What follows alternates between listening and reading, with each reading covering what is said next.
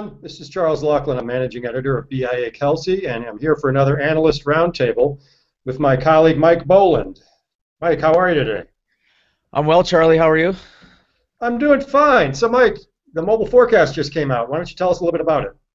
Yeah, sure. Thank you. So, as background, we launched our 2014 forecast, and we do this once per year, and then we do an update in the fall. So really, it's kind of two forecasting rounds per year. So for the first time, we're now looking at the 5-year outlook from 2013 to 2018. So let's take a quick look at the numbers here. So what we found is that mobile ad revenues in the U.S. are going to be growing from $7.2 billion last year to $30 billion in 2018. And there are lots of ins and outs to that we'll go over briefly. So first of all, there are a lot of ways that's segmented, such as by format. So we're looking at search, display, and native social ads, which I'll go over in a bit, and all kinds of different things that are really the components of how we piece this together. But what I'll focus on here today is the share of ad dollars going to location-targeted mobile ad campaigns. And that's about 40% of the total and growing to about 51% by 2018. And what's driving that growth is a lot more adoption from national advertisers to localize their campaigns in various ways. And that, of course, includes geo-targeted ad placement and location-based calls to action like click to call a local business or click to map to our nearest location. And I should add that we're seeing a lot of higher performance for ads like this because of their local relevance, and it's really aligned with mobile user intent in the research that we do, because that user intent tends to be more location based and have more immediacy to transact. So all of those factors are really kind of combining in our many forecast inputs and the model to give us what we see here. And I'll also mention briefly that it's notable that the percentage share of location targeted ads, again 40% going up to 52%, didn't really change from our last forecast as a percentage. But what did change, interestingly, is that both location-based ad segment and then the overall mobile advertising picture that you see here kind of were dialed up from the last forecast round. And there are a lot of reasons for that that we can go over. But it's interesting to note they've gone up about 20% when you look at the year-by-year increases compared to what we saw last year. Well, tell us a few of the things that changed to make you increase the numbers. That a lot of it comes down to guidance from mobile ad networks and ad share leaders, and in this case, it's all about Google and Facebook. That's one way to sum it up. But they collectively represent about 60% of the market share of mobile ad revenue. So anything they do is going to be impactful on the mobile advertising environment. So they both happen to have done pretty interesting things in the last year. So Facebook, I'll go over each of those one by one briefly. Facebook has pioneered native social ads with its sponsored stories ad unit, which a lot of people might know about. And 53% of its ad revenue now comes from these mobile newsfeed ads, as they're also known. So for those not familiar, that's Facebook creating essentially a new ad unit that's really customized for the mobile form factor and use case. So without the luxury of a sidebar real estate like it does on the desktop, on the mobile app experience, they've integrated kind of targeted ads with kind of this organic placement within the news feed. And the way they've crafted that experience has really led to high performance, like click-through rates and the ad rates that they're charging for them. So they've really shown this is something that can work. And again, it's 53% of their ad revenues, which adds up to about $1.3 billion just from this one ad format. So they're really proving out that this is the type of thing that can work. And you're seeing others follow, such as Twitter. They have promoted tweets and promoted accounts, similar kind of native organic placement within the news-based content delivery, or the news feed-based content delivery, I should say. And then LinkedIn's doing similar, and Instagram. So we're going to keep watching that, but that's really a large kind of driver of some of our forecast numbers, especially the difference from last time. And the second one I'll mention briefly is Google. Their enhanced campaigns, which many viewers probably know about, they were launched last July, and it's already having an impact on mobile ad adoption rates.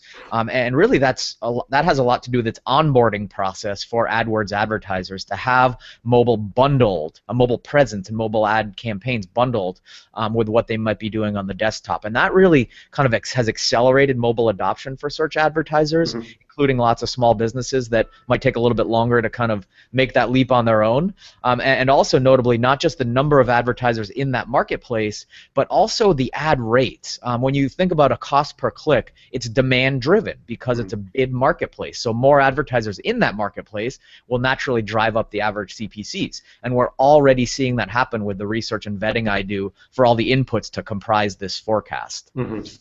So it becomes sort of self-reinforcing in a way. And exactly. Yeah.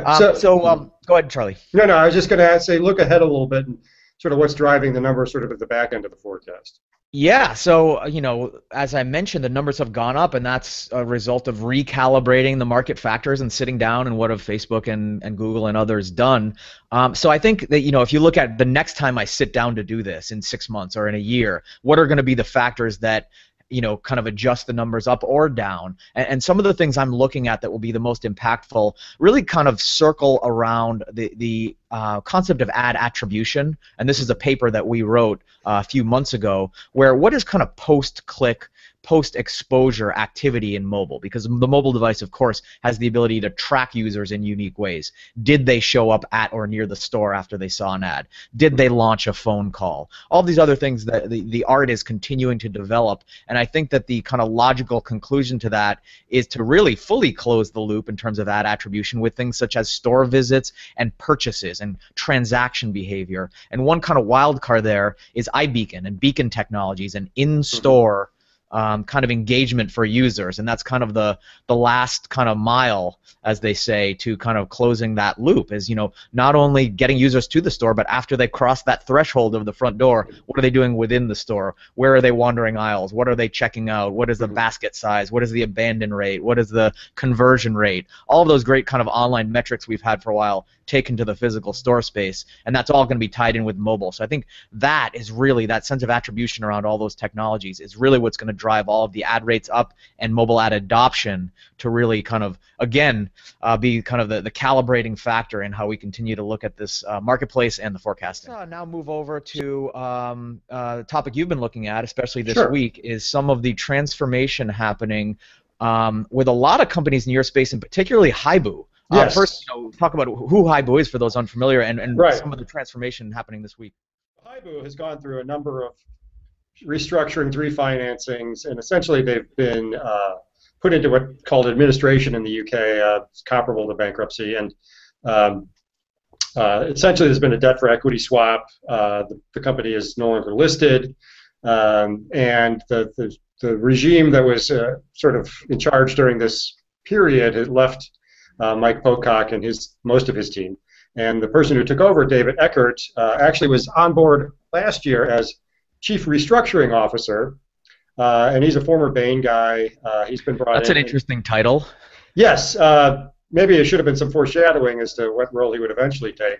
Yeah. Easy in hindsight. But so this week there was a number of news stories that came out about actions he's taken in the short time that he's been on board that suggest he's going to be very aggressive in not only cutting costs, but in sort of making tough decisions about what products they're going to keep and what products they're not going to keep. And who knows where this ultimately leads, but sort of within the past week he's shown that he's going to be aggressive. He's not going to tiptoe his way through this. There's been a number of job losses in the U.S. in particular. Very difficult. A lot of folks out of the King of Prussia office, the main headquarters of what is Yellow Book, the U.S. subsidiary, U.S. division of Haibu. Also in Cedar Rapids, where there's a lot of the production takes place. Most of the production is being shifted overseas to the Philippines and India, I believe. And then also they had a hyper-local magazine product.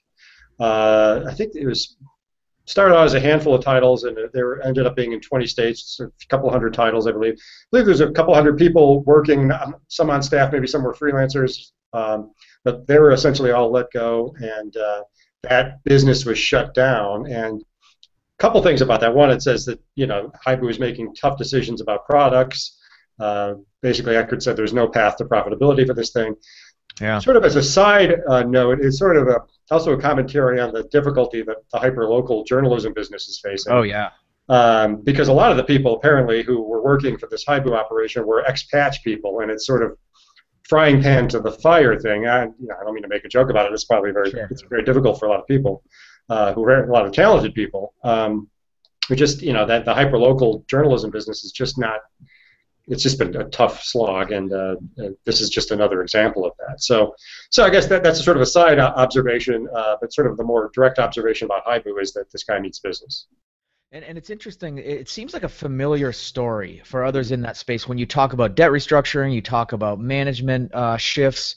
What makes the Haibu story different, or I guess more accurately, what do you think are their biggest strengths and assets to kind of focus in on as they do this kind of restructure from a product perspective?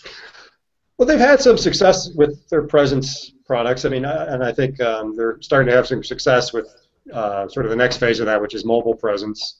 I think, if you look at their numbers, when they don't really produce them anymore, it makes it hard for me, but to do my job. But the the growth that they were seeing was on sort of the digital services, presence products, et cetera. I mean, they were seeing some reasonable growth there, whereas sort of their owned and operated products, Yell.com, that sort of Yellow Books, IYP.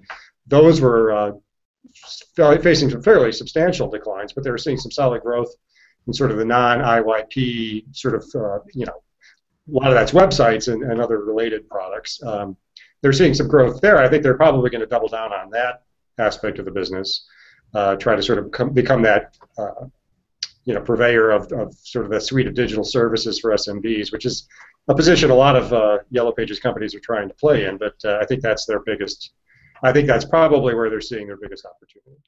So anyway, thanks to everyone who is watching today, and Mike, thanks for your insights on your mobile forecast, and you've blogged quite a bit about it. There's obviously a report available to our clients, and those who are interested in learning more should contact us. You'll see some information on the screen on how to get hold of BIA Kelsey. And also, final note, we have a conference coming up May 7th through 9th in Atlanta, the National Impact, and it's a very exciting conference, big on national to local, and what big brands are doing to localize, and hope to see you all there. So that's it. Thanks. Bye-bye. Thanks, Charlie.